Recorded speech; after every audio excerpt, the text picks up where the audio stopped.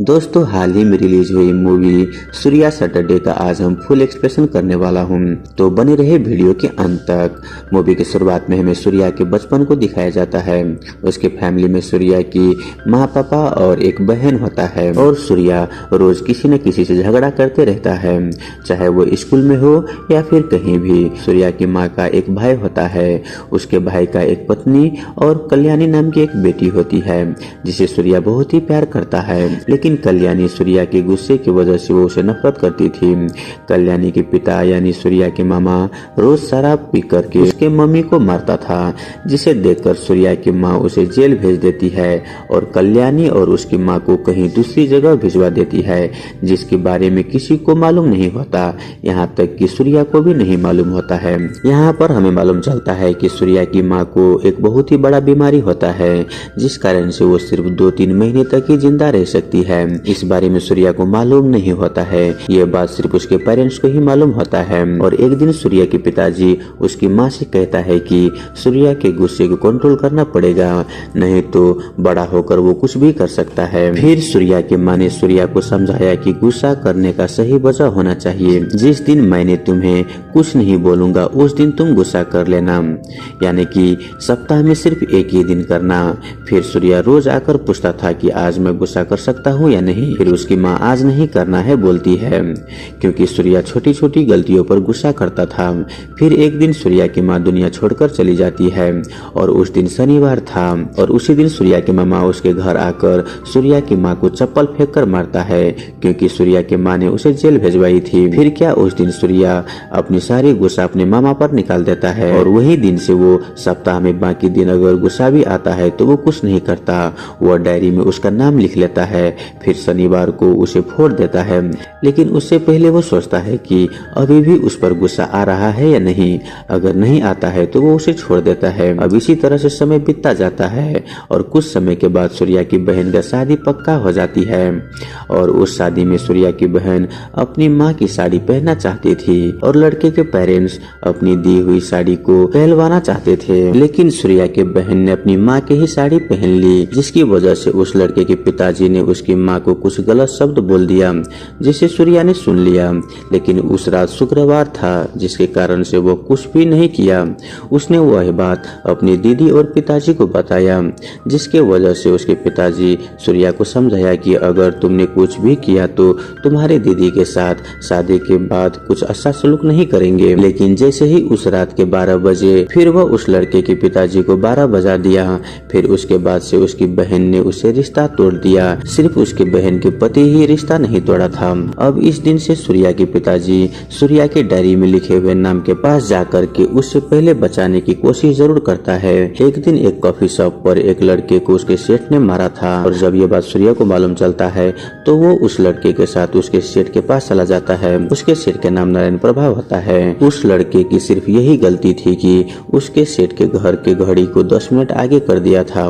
उस घड़ी के आगे करने के वजह यह था कि उसके पिताजी हॉस्पिटल 10 मिनट लेट पहुंचे थे, जिस कारण से उसके पिताजी का मौत हो गया है।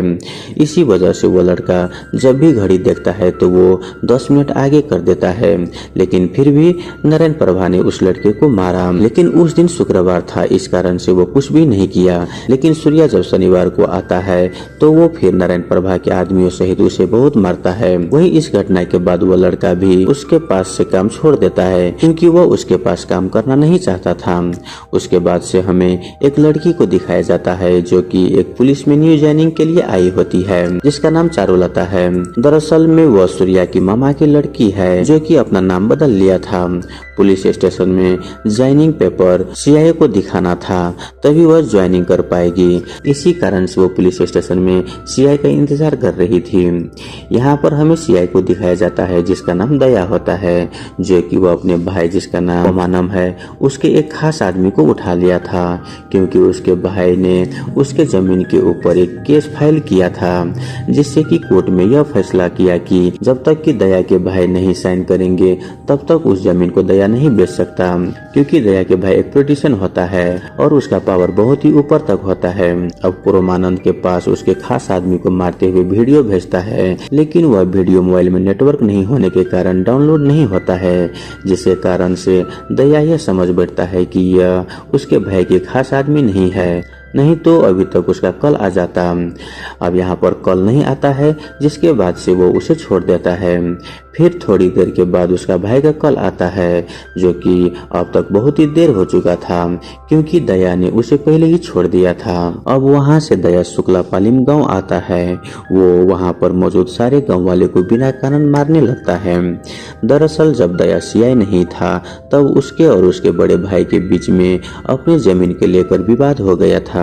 उस वक्त इस गांव वाले सब लोग मिलकर उसके बड़े भाई को सपोर्ट किया था, क्योंकि वो एक पॉलिटिशियन के साथ पावरफुल इंसान था। तभी से दया ठान लिया था कि जब मैं एक पावरफुल इंसान बन जाऊंगा, तब मैं इन गांव वाले को सबक सिखाऊंगा। और तभी से दया को जब भी गुस्सा आता है, तब वो इस गांव में आकर बिना कारण सबको मारते रहता है, जिस वजह से गांव वाले बहुत ही उसे डर रहे होते हैं। इसी बीच एक दिन रोड पर सीआई दया की एक लेडीज की कार से ठुक जाती है, जिस वजह से दया को लेडीज पर बहुत ही गुस्सा आता है। तब दया फिर से उस गाड़ी को ठोकने लगता है और वहाँ पर उस लेडीज के कार को बार बार ठोक रहा होता है। वही वहाँ पर सूर्या भी मौजूद होता है और ये सब देख रहा होता है। वहाँ पर चारुलता भी दया के साथ थी। फिर उसके बाद सूर्या ने अपनी बाइक की पेट्रोल निकाल करके दया के गाड़ी के नीचे डालकर उसे बोलता है कि तुम्हारी गाड़ी का पेट्रोल लीक कर रहा है। अब दया को भी लगता है कि उसकी गाड़ी बिगड़ चुका है, जिस वजह से वो वहाँ से चले जाता है। यह बोलकर सूर्या उसे कुछ नहीं करता, क्योंकि उस दिन शनिवार नहीं था। वही ये सब चारुलता देख रही होती है और वो बहुत ही खुश हो जाती है। थोड़ी देर के बाद चारुलता अपनी स्कूटी लेकर वहाँ पर आती है और सूर्या को बोलती है कि तुम्हें जहाँ पर भी जाना है मैं तुम्हें ड्रॉप कर देती हूँ। लेकिन थोड़ी देर के बाद उसके स्कूटी का भी पेट्रोल खत्म हो जाता है। उसके बाद वो दोनों चलते चलते पेट्रोल लेता है और दोनों अपने घर चले आते हैं। अब यहाँ पर सूर्या दया के नाम डायरी में लिखने वाला होता है, तभी उसे चारू का याद आता है। इस कारण से वो उसके नाम नहीं लिखता। फिर इसी तरह से वो दोनों मिलते रहता है, जिसके बाद से वो दोनों प्यार में पड़ जाता है। फिर एक दिन चारुलता अपनी माँ से मिलने के लिए सूर्या को बुलाया होता है। यहाँ पर चारू को सूर्या के शनिवार के बारे में पता नहीं होता है। वही दूसरे सीन में हम थाने में देखते हैं, जहाँ पर एक राजू नाम का लड़के को दिखाया जाता है, जो कि 5 दिनों से कुछ भी नहीं खाया हुआ होता है। यह देखकर चारू उसके गाँव यानी कि शुक्लापाली जाकर राजू के घर जाती है और वो उसके लिए खाना पैक करवाती है। वही चारू को उस गांव वाले के लोग बहुत ही आश्चर्य से देखता है, क्योंकि इससे पहले उन लोगों को कोई भी मदद के लिए यहाँ पर कोई नहीं आया था। यहाँ पर चारू वो खाना लेकर जेल में जाकर राजू को खाना खिलाती है। वहीं ये सब करता हुआ सीआई के चमचा सुधा ने उसे देख लेता है और वो चारू को थप्पड़ मारती है।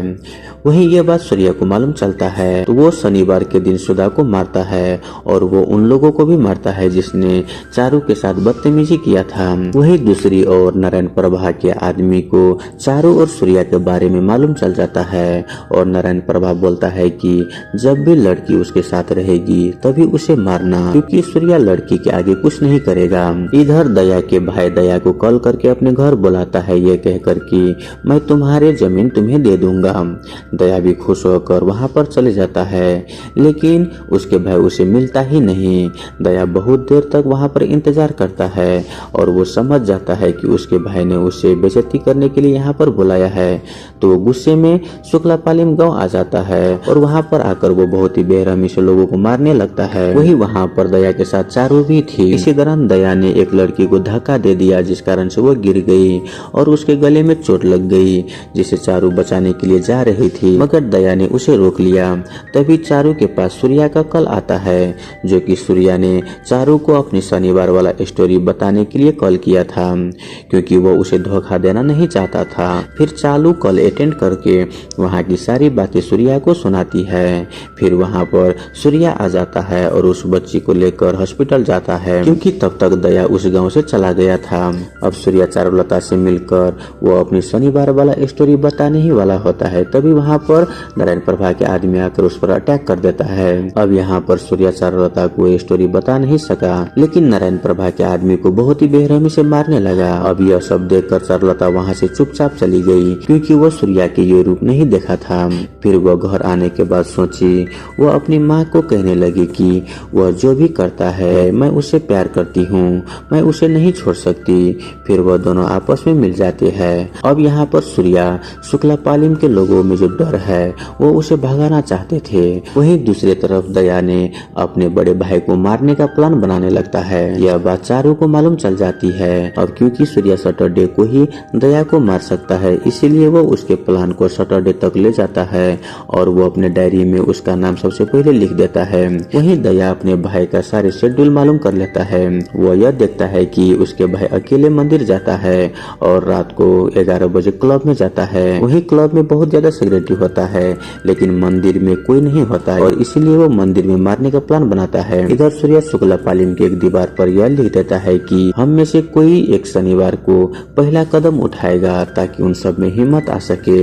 अगले दिन जैसे ही सूर्या जाने के लिए रेडी होता है, तभी उसके पिताजी नींद की गोली पानी में पिलाकर उसे पिला देता है, क्योंकि वह डायरी में उसके नाम देख लिया था। वहीं दूसरी तरफ नारायण प्रभा के आदमी सूर्या के घर के बाहर पहुंचता है, लेकिन उसके पिताजी ने सभी दरवाजा और खिड़की को बंद कर दिया था। यहाँ पर नारायण प्रभा की डेथ हो चुका था और उसके लोगों को सूर्या को ही इसके दोषी मानते थे। वहीं दूसरी तरफ सूर्या की बहन को दिखाया जाता है, जो कि अभी वो प्रेग्नेंट हो चुकी है। यही बात वो बताने के लिए अपनी मायके आई हुई होती है। अब उसकी बहन को देखकर नारायण प्रभा के आदमी वहाँ पर छुप जाते हैं। वहीं उसकी बहन अपने पिताजी को कॉल करती है। तब उसके पिताजी बोलता है कि तुम पीछे के दरवाजे से अंदर आओ। अब यहाँ पर नारायण प्रभा के आदमी सुन लेता है और वो घर के अंदर घुस जाता है। वहाँ पर वो उसके पिताजी को मारने लगता है। वहीं सूर्या के पिताजी सूर्या को नींद से उठाने की बहुत ही कोशिश करता है।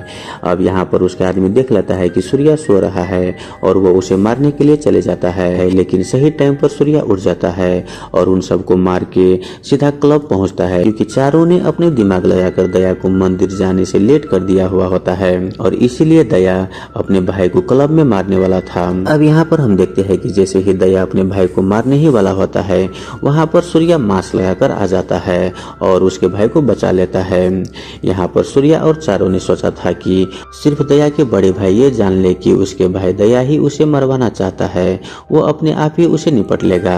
लेकिन यहाँ पर अलग हो जाता है। उसके भाई को ऐसे लगने लगता है कि दया उसे मारने नहीं बल्कि वो मास्क वाला आदमी से उसे बचाने आया था। अब यहाँ पर दोनों भाई आपस में मिलकर सूर्या को ढूंढने लगता है। वहीं दूसरी तरफ सूर्या की बहन उसे मारपीट करने के लिए मना कर देती है, जिसकी वजह से वो खुद ही कंप्लेंट लिखवाने के लिए चले जाता है ताकि उन्हें पता न चले कि वह मास्क वाला सूर्या ही है। लेकिन दया को कहीं न कहीं सूर्या पर डाउट हो रहा होता है। अब यहाँ पर दया फाइंड आउट कर लेता है कि वो मास्क वाला शख्स और कोई नहीं बल्कि सूर्या है। इधर दया के बड़े भाई को क्लब में लगे सीसीटीवी के थ्रू से यह मालूम चल जाता है कि उस दिन दया उसे बचाने नहीं बल्कि मारने के लिए आया था। अब यहाँ पर हम देखते हैं कि दया भी मौजूद होता है और उसके बड़े भाई का कोई एक्शन लेने से पहले वो उसे ही मार देता है और वो बाहर आकर अपने बड़े भाई के आदमियों को यह बता देता है कि वो मास्क वाला आदमी यहाँ पर आया था और उसके भाई को मारकर वहाँ से चले गया। और वो अपने भाई के आदमियों से ये भी बोल देता है कि वो मास्क वाला आदमी और कोई नहीं बल्कि सूर्या है। अब यहाँ पर दया ने सूर्या की गर्लफ्रेंड यानी चारू को उठाकर शुक्लापालिम ले आता है। वहीं सूर्या जब चारू के घर पहुंचता है तब सूर्या को पता चलता है कि चारू और कोई नहीं बल्कि वही कल्याणी है जिसे वो बचपन से प्यार करता है। अब यहाँ से सूर्या सीधा शुक्लापालिम पहुंचता है, लेकिन उससे पहुंचने से पहले ही दया ने चारू के सिर पर मारा था जिससे वो घायल हो गई थी। इसके बाद से दया बोलता है कि तुम इन लोगों के डर भगाना चाहते थे ना, अगर इन लोगों में से कोई भी अगर हिम्मत दिखाएगा तो तुम चारू को हॉस्पिटल ले जा सकते हो, लेकिन कोई भी आगे नहीं आता। उसके बाद हम देखते हैं कि सूर्या के पिताजी वहाँ पर पहुँचते हैं। इधर सूर्या दया के हाथ से मार खा रहा होता है ताकि शुक्लापालिम के लोग हिम्मत दिखा सके। वहाँ पर गाँव वाले के सामने सूर्या के पिताजी बोलता है कि अगर तुम लोगों में से किसी ने भी हिम्मत दिखाई तो सूर्या दया को ऐसा हाल करेगा कि तुम सोच भी नहीं सकते। तुम लोग कितने दिन इसके जुल्म सहते रहोगे। अगर तुमने आज हिम्मत नहीं दिखाई तो न जाने कितने दिन तक इसके जुल्म को सहना पड़ेगा। यहाँ पर यह सुनने के बाद एक आदमी ने हिम्मत दिखाते हुए दया को एक थप्पड़ मार देता है। अब यह देखकर सभी लोगों में हिम्मत आ जाता है। अब यहाँ पर दया और सूर्या के बीच काफी धमाकेदार फाइट चलता है और तो और दया के भाई के आदमी को भी यह बात मालूम चल जाता है कि अपने ही भाई को दया ने मारा है। अब यहाँ पर सब लोग मिलकर दया को मार देता है और इसी के साथ ये मूवी यहीं पर खत्म हो जाता है। तो दोस्तों आई होप आपको ये मूवी एक्सप्लेनेशन वाला वीडियो अच्छा लगा हुआ हो। अगर आपको वीडियो अच्छा लगे तो वीडियो को लाइक करके हमारे यूट्यूब चैनल को सब्सक्राइब जरूर कर ले। धन्यवाद।